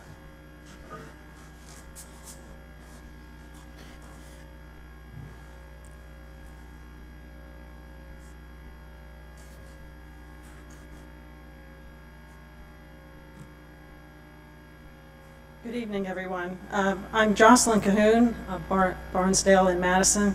I was here to also comment on Ordinance 13/2024 concerning the native plants. I support having an ordinance to encourage the native plantings, and I offer some relevant observations. Some of you may know that I moved plants from the Civic Center to the train station in 2022 before the building was demolished. The native plants moved included many purple cone flowers, some from our garden originally, and black-eyed Susans. The non-natives were Stelladora daylilies, canna lilies, liriope, grape hyacinths, and the DPW moved the azaleas. All these plants grew very well at the Civic Center, even though the deer wandered through, often. I saw them when I was gardening. At the train station, however, some plants have done well. The canna lilies by the cafe are fine. The row of azaleas on the east side is fine. Some have not fared so well because in addition to the bees and the birds that love them, so does a large rabbit.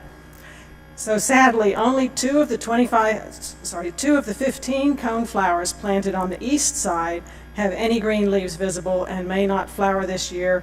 The rabbit mowed down the others. The black-eyed Susans behind the patio are growing, but were half-eaten last summer.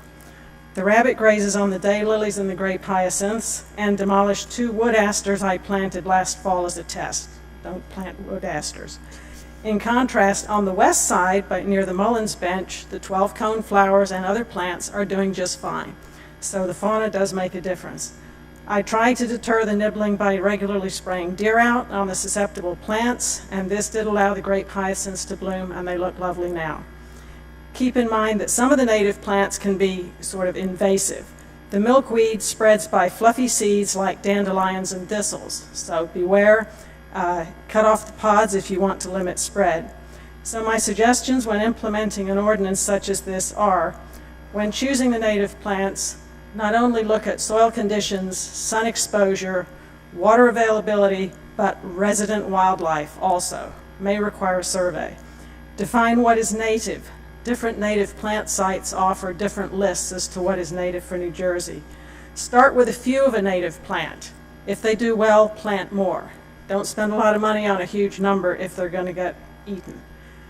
You'll need watering, obviously, during the first month when it's very hot, and regular weeding almost year-round. A fence may be needed on selected plantings that in certain areas. Also, consider adopting a program of Adopt a Garden, which may help volunteers help with the maintenance and the watering. And lastly, keep a record of what grows, but also what does not grow, so that the same mistake is not made. Thank you. Thank you very much, Jocelyn, and thank you for your care at the train station. Hello, I'm Lydia Chambers, and I live at 87 Millbrook Road in Harding, New Jersey. I'm a member of the Garden Club of Madison, and as such, I'm serving currently in a 2-year term as the Vice Chair of Native Plants for the Garden Club of America.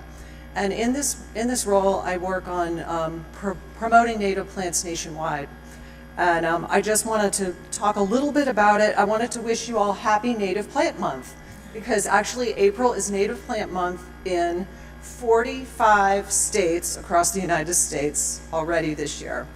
And we're working on getting all 50. 5 states have passed permanent legislation to make Native Plant Month in effect every single year. So New Jersey is one of those states. So our governor has already, and our legislature has already voted on the importance of native plants and the importance of reminding the public of about native plants. So this year, we have, the Garden Club of America has representatives in all 50 states working to pass these proclamations, resolutions, or legislation to promote native plants. And why are they doing this? They're really doing this because it's important to, the Garden Club of America has acknowledged that there is an incredible biodiversity crisis, as you can see from the lack of insects, the lack of birds, and we know we're losing a lot of habitat. So it's very important to them, and they're putting a lot of their effort nationwide on this initiative.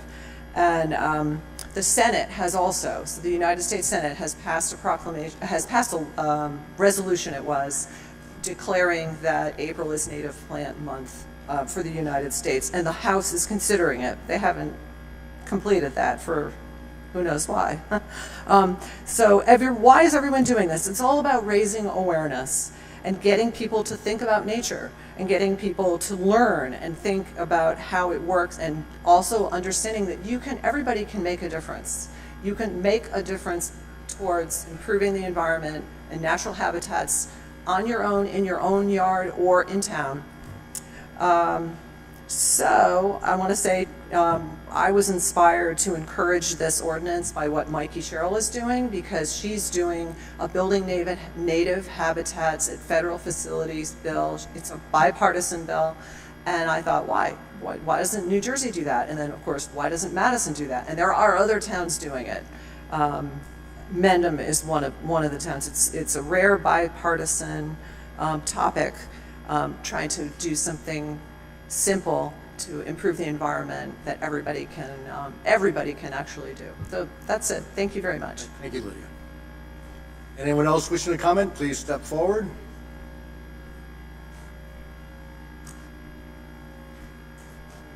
Okay.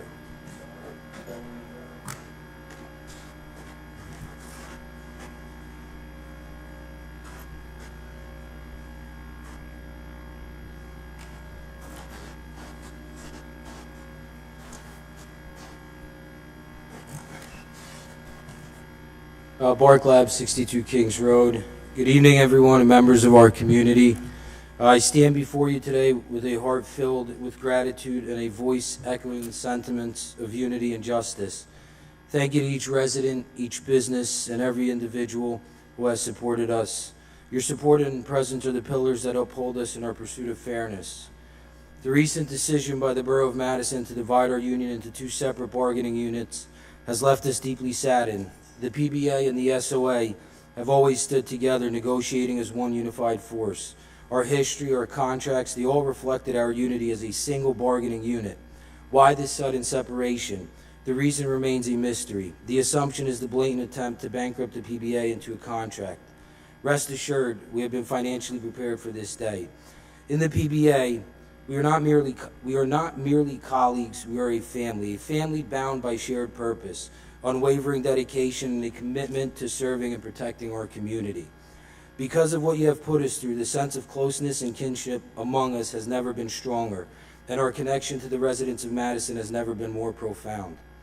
Madison is not just a town, it is a unique community, distinguished by its values, its spirit, and its way of doing things. We operate in our own distinctive manner, setting us apart from neighboring towns. Our form of government is a borough structure where the council is responsible for the borough, yet it feels like you have allowed it to become a city-like government form where you have delegated the executive authorities to an administrator. That is not how this government was structured. Although this reflects our evolution and growth as a municipality, it does not reflect how the governing body was intended to be run. I encourage you, Mayor and Council, to speak to the surrounding governing bodies and ask if our borough is being governed the correct way. As we look towards the future of the PBA, we envision a path that embraces fairness, respect, and opportunity for all. The current challenges, the lack of incentives, the non-competitive positions, they do not define us. We aspire to move forward, to invest in our agency's future, to cultivate strong leaders, and to provide a supportive environment for growth and excellence. I want to express my appreciation for the dedication and effort you put into addressing housing, energy, and sustainability issues. Your commitment is truly commendable. While I admire the work being done in these areas, I would like to bring your attentions to the importance of also focusing on the well-being of the employees here in Madison. As the individuals who contribute to the success and vibrancy of our town, it is essential that their voices and concerns are heard and addressed. We are the #1 place to live, but why can't we be the #1 place to work? I encourage you to submit a survey to these employees and release the survey to the residents in this town in light of transparency and accountability. Let the public see how each employee feels employed here at the borough. Our plea is not just for ourselves, but for every employee who contributes to the safety and well-being of this town. We ask for acknowledgement, appreciation, and fair treatment. It is not about money, it is about recognition, about valuing the dedication and hard work of every individual who serves this community with pride and integrity. We must address the gaps, the shortcomings, the oversights that undermine the foundation of our agency. Let us come together, let us listen, let us understand the concerns and aspirations of every employee. Only through genuine dialogue and mutual respect can we forge a path towards a better, more inclusive workplace. The positions here in Madison, with no incentives for these young men and women who serve within the borough to stay employed and grow into strong leaders and role models for the community. As the borough experiences growth and redevelopment, it is crucial that we invest in the future of our agency by nurturing and developing strong leaders and decision makers within our ranks. The current lack of incentives and investment in our personnel could lead to a detrimental situation where we may have to outsource our leadership positions. And Bart, that's time. Thank you.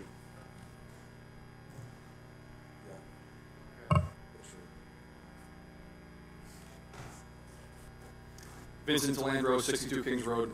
I'm going to start off where Sergeant Glab led off. Which would not be in the best interest of the residents of our city. It is essential that we recognize and value the irreplaceable knowledge and experience of our command staff and provide them with the support they need to excel in their roles. I urge you to reconsider the recent decisions to eliminate a captain's position, downsizing command structure, not offering equitable pay, along with no future promotions. These actions are not conducive to the growth and sustainability of our agency. A fair and equitable contract, along with a competitive compensation package, is not just a necessity, but a must if we are to secure the future of our agency and ensure the safety and well-being of the residents we serve. I implore you to take immediate action and invest in the future of our agency by supporting and empowering our personnel to become the strong leaders and role models that our community deserves. To the leaders and decision makers of this town, I extend an invitation to engage, to collaborate, and to work towards a common goal of empowerment and unity. Our doors are open, our voices are ready to be heard, and our commitment to our residents and our duty remains unwavering. In honor of Public Telecommunicators Week, I want to take a moment to extend my appreciation to the communications staff of the Madison Police Department. It is essential to recognize their dedicated efforts and commitments to their roles. However, I would like to bring to your attention an important aspect that was overlooked in the recent appreciation post that the governing body posted on social media. It is crucial to acknowledge and thank the communications staff for their hard work and dedication, especially considering the challenges they have faced while working shorthanded for the past year. They have shown remarkable resilience and professionalism in managing their responsibilities despite the shortage of staff they must deal with. It is important to express gratitude for their efforts in doing more with less and for their continued dedication to serving the community. Furthermore, I would like to highlight the contributions of the PBA members who have taken on additional responsibilities to cover shifts and duties that remain unfilled due to the staffing shortages that plague the communications center, because we can't offer competitive pay to attract quality candidates. You eliminated police positions for communications positions, and every time you fill that seat with a police position, that is one less officer protecting and serving. It is essential to acknowledge the sacrifices and efforts made by these men and women to maintain operational efficiency, because we cannot recruit and retain for vacancies. I urge you to consider the impact of staffing shortages on morale and effectiveness, and to explore ways to address these challenges practically. Your recognition and support are crucial in fostering a positive work environment and ensuring the well-being of the dedicated individuals who serve our community. As we navigate through mediation and arbitration these next few weeks, I hold on to the hope that a resolution can be reached. That understanding and fairness will prevail.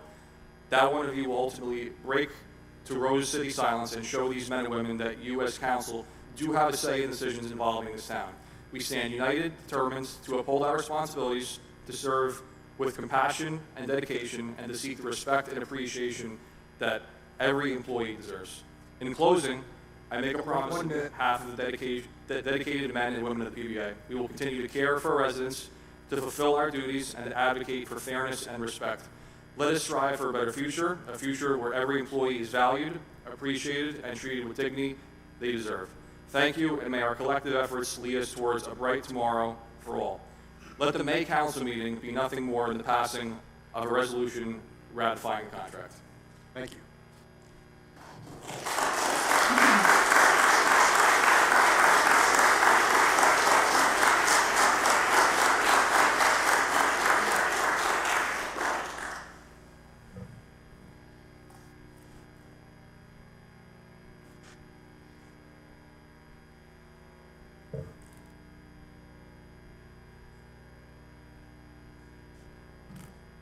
Good evening, my name is Kevin Marhefka, Jefferson, New Jersey. Like I said, my name is Kevin Marhefka. I'm currently employed as a police officer in the township of Boonton. Prior to my employment there, I was an officer in the Madison Police Department. I was hired in the start of 2015 at a salary of just over $40,000, and I resigned from the agency in the end of December 2015 after just under a year of employment. When I was first hired there in the Madison Police Department, I thought that I hit a home run. I'd be working in a beautiful town in one of the nicest public safety complexes in Morris County with a great group of men and women. Though as the months went by, even as a young 21-year-old, and I was a rookie patrolman, I could see that the attrition issues, the turnover rate, and the inner turmoil within the agency were not caused by the employees of the police department, but instead the administrator, Ray McCody. The same administrator who spearheaded negotiations against the PBA for the terrible 2014 contract, which took the department from a 9-year contract to a 15-year contract, lowering starting pay from $48,932 to $40,804, an $8,000 loss to officers who were starting off with this agency. To try and stop bleeding, Ray Cody tried to come up with an agreement between new officers and the town as a monetary intimidation factor to not leave the department. This was outside of the signed 2014 collective bargaining agreement with the PBA. After I resigned, I was advised that I owed the borough $5,000 as per this agreement, even though Boonton Township had reimbursed the borough for any costs that they incurred through my training. So when I told him I would not be paying the penalty, what did Ray Cody do? Well, he sued me. Here's the entire file, documentation that I kept from this lawsuit that took 2.5 years out of my life as a young man. Ray Cody spearheaded the lawsuit against a 21-year-old kid making $40,000 just to make a point and try and scare other officers from leaving this agency. Well, I didn't scare easily, and I decided I would stand up for myself and other officers I worked with in court against the borough.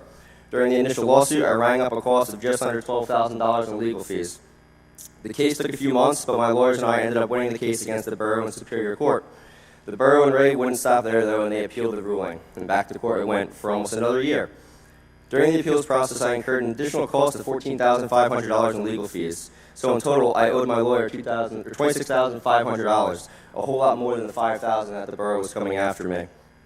But we still won, and for me, it was out of spite. And in the words of the appeals judge, directly from the docket, clearly seeking to compel a disgorgement of a $5,000 lump sum payment from a 21-year-old police officer to reduce his gross yearly earnings to $36,056.16 is not reasonable. It reflects an attempt to recoup over 3 paychecks or 6 weeks of his net compensated earnings. Furthermore, the $5,000 lump sum penalty currently payable is clearly disproportionate to a net $5,000 retention stipend that was payable over 5 years from now, ruling in favor of Mark Hefker on this issue. Now here I stand almost 9 years later after my employment with the borough, and what has changed? Absolutely nothing. I was here months ago trying to negotiate with the PDA as well. Because they were negotiating with the same administrator and the mayor as they did back in 2014 when I was here. And here we are again with the SOA in the same position. I honestly don't understand how the Borough Council cannot clearly see the main issue here seems to be Administrator Ray Cody and his overbearing need to complete control of the Borough of Madison, and his inability to maybe retire and give up his $191,264 salary. The borough would rather spend taxpayer dollars on legal fees of their own to sue a 21-year-old kid and former police officer and overpay his administrator's position instead of honestly negotiating a fair contract with the Madison PVA and SOA. If I was allowed more time, I could go on all night, but at the end of the day, these officers put their lives on the line day in and day out to protect every person in this building and the members of the Madison residents. They've earned their right to be compensated appropriately for doing so, and to not negotiate in good faith, you should all be ashamed of yourselves, honestly. So, thank you for your time.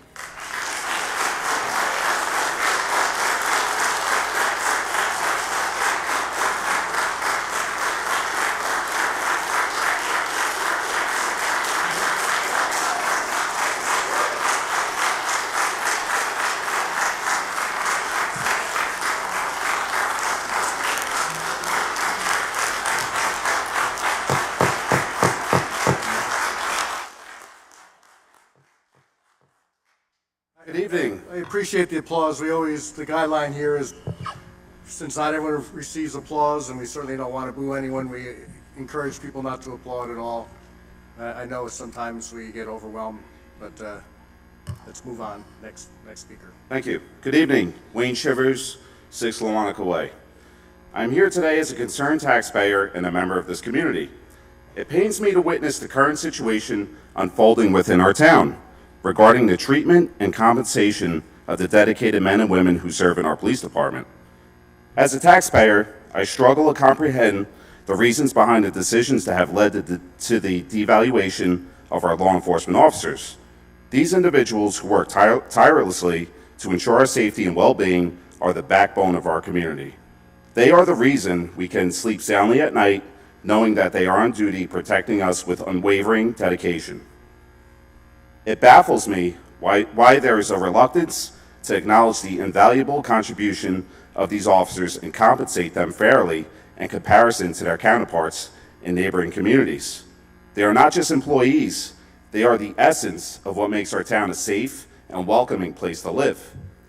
The notion of nickel and diming these essential assets is not only disrespectful, but also detrimental to the fabric of our community. The revolving door of officers leaving for better opportunities elsewhere speaks volumes about the lack of recognition and appreciation they receive here.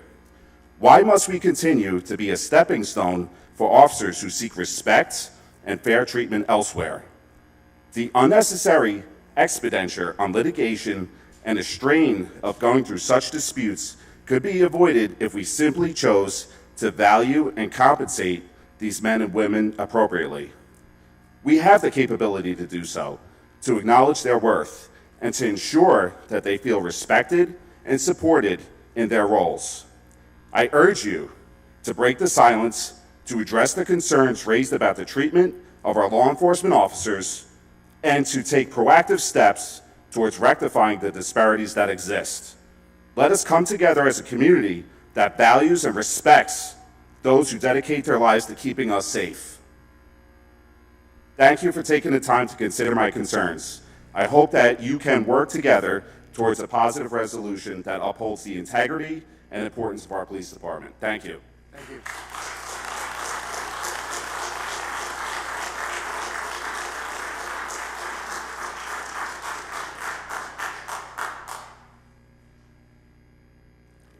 Finelli, 42 Dean Street. I come here as a representative of DPW.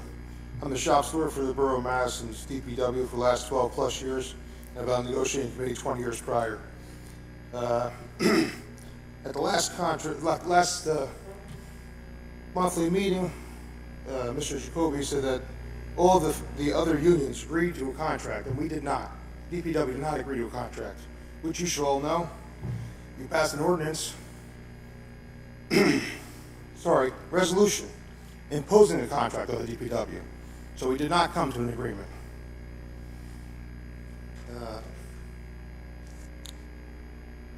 And then Mr. Jacoby had, I guess, lost his mind when he was saying how he repeatedly said they had an arbitrator ready to negotiate with the police. Said it 4 or 5 times, and then amazingly enough, that's the arbitrator that was awarded to the discrepancy between the SOA and the Borough of Madison. So the Borough got what they wanted there. The other question I have to ask, because it just baffles me to stand here and watch this, is how when you come up here with public comment, the mayor turns into a time clock, and you 6 people sit there and say absolutely nothing. Whose idea was that? There's no response. You can't say anything. You can't ask anything. You just let people sit here and waste their time talking to you, yet you don't even pay attention.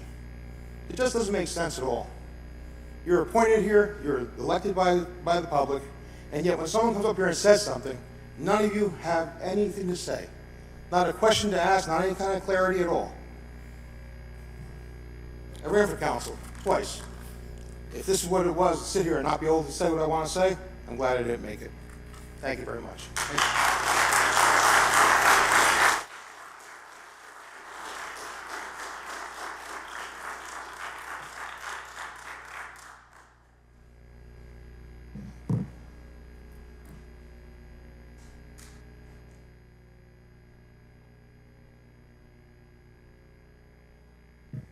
Good evening, Mayor and Council.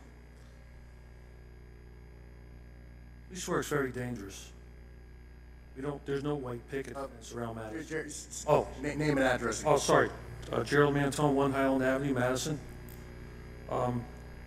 It's extremely dangerous. I had to stand here and read all the officers killed in the line of duty, which I did in 1991 in Washington, D.C. at the National Law Enforcement Memorial. I'd be here for 36 hours without a break. In the last 10 days, 7 police officers were killed. That doesn't exclude me. It can't happen in Madison. It does not exclude that. There's an officer right here, his first year. He's lucky he's standing here. If he didn't hesitate 1 extra second to get out of a car to return a driver's license to a driver at the intersection of Brook Lake and Maine, we'd have a police funeral. He'd be on the wall. 1 second, a split second. That car came by and took that police car door right off. I watched that video 100 times. I had a councilwoman watch that video. It could happen. The governor of New York went to a funeral. I don't know if you saw it. Type it in when you get a chance. The relationship with that governor and the NYPD is not good. Because NYPD PBA, I want to meet the guy, was detailed to stand outside and turn the governor away. What kind of relationship is that? Is that a good relationship with police?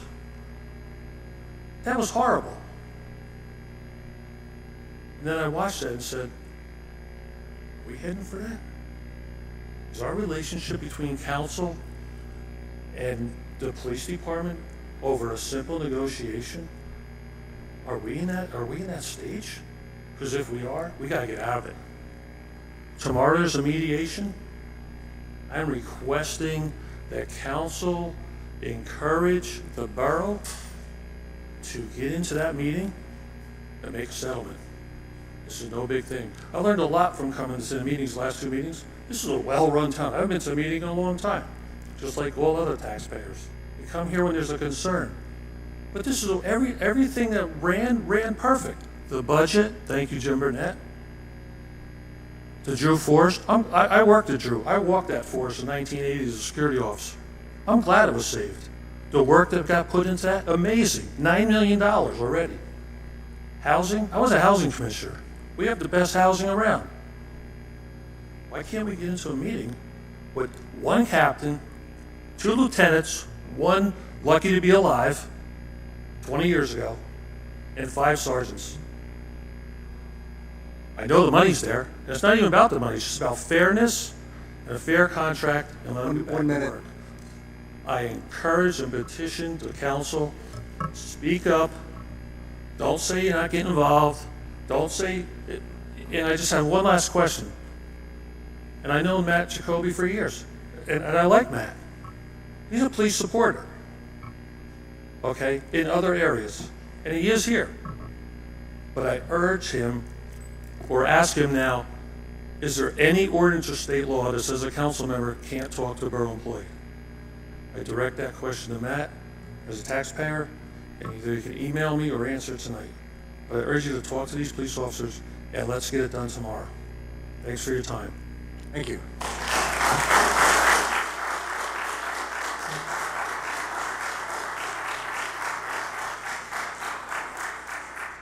Anyone else wishing to comment? Seeing none, I close this part of the meeting. And again, thank you for the comments. And I'll ask Matt just to outline 2 things. One, the next steps as we go into tomorrow, but the other is to clarify the confusion around the captain position, which is not being eliminated. It's just whether it's, yeah.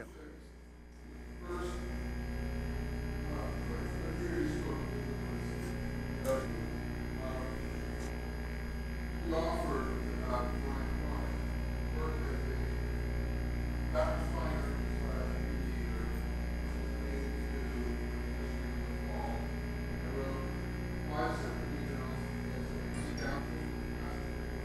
You're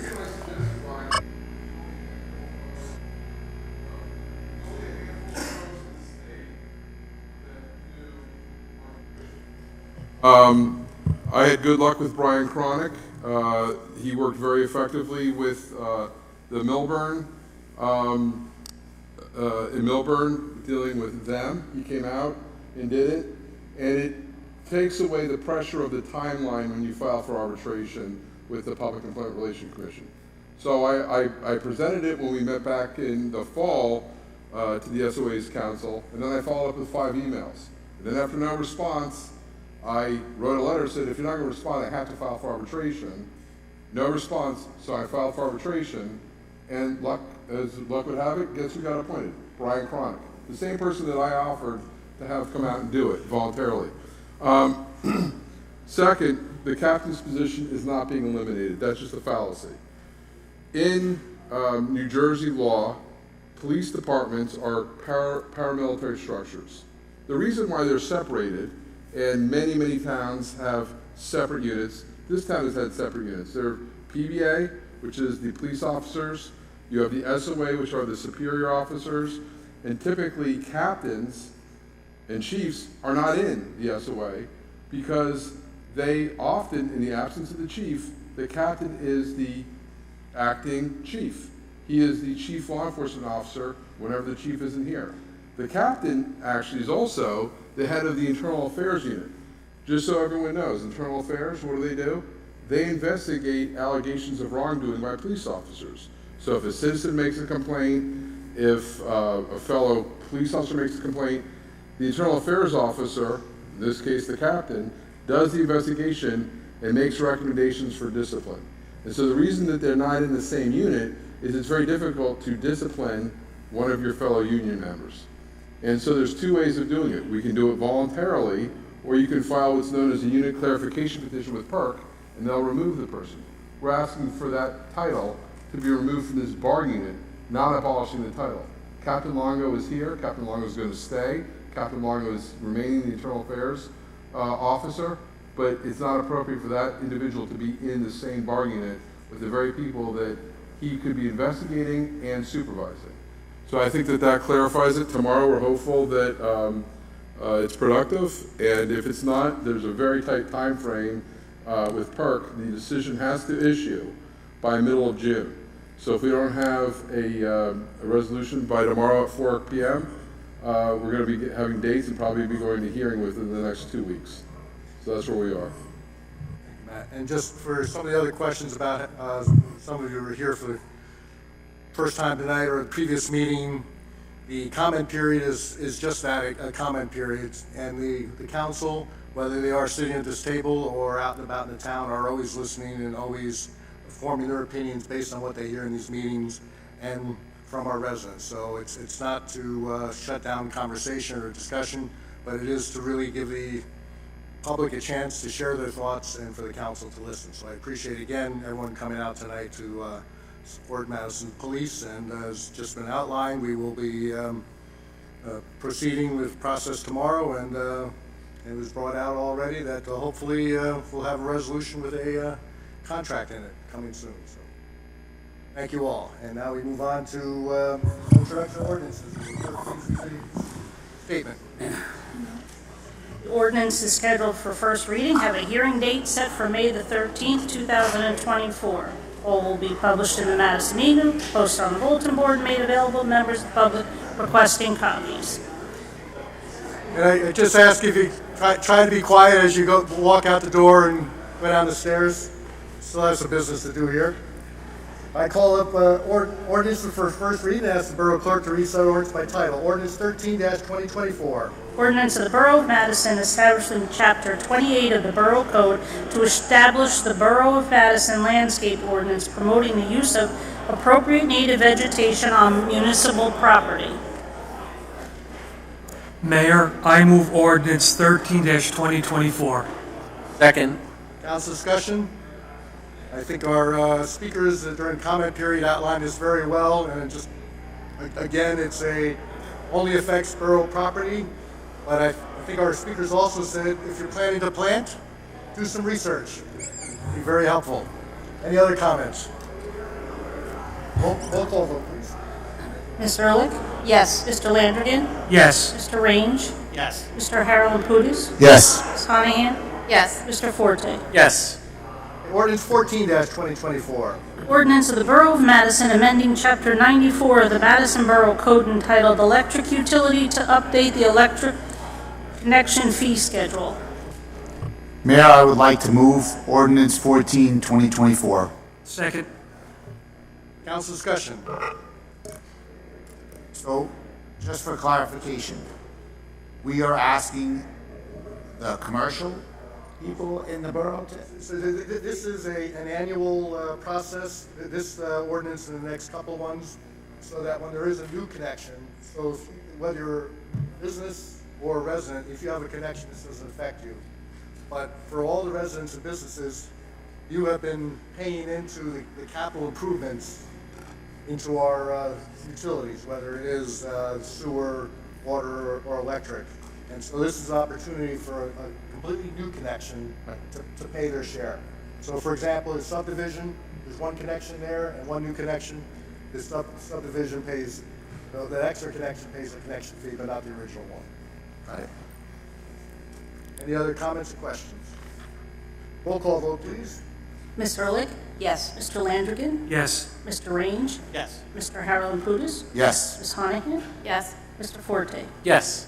Ordinance 15-2024. Ordinance of the Borough of Madison amending Chapter 190 of the Madison Borough Code entitled Water to update the water connection fee schedule. Mayor, I would like to move ordinance 15-2024. Second. Any council discussion, which is consistent with the last one. Okay, roll call vote, please. Ms. Ehrlich? Yes. Mr. Landrigan? Yes. Mr. Range? Yes. Mr. Harold Putis? Yes. Ms. Honahan? Yes. Mr. Forte? Yes.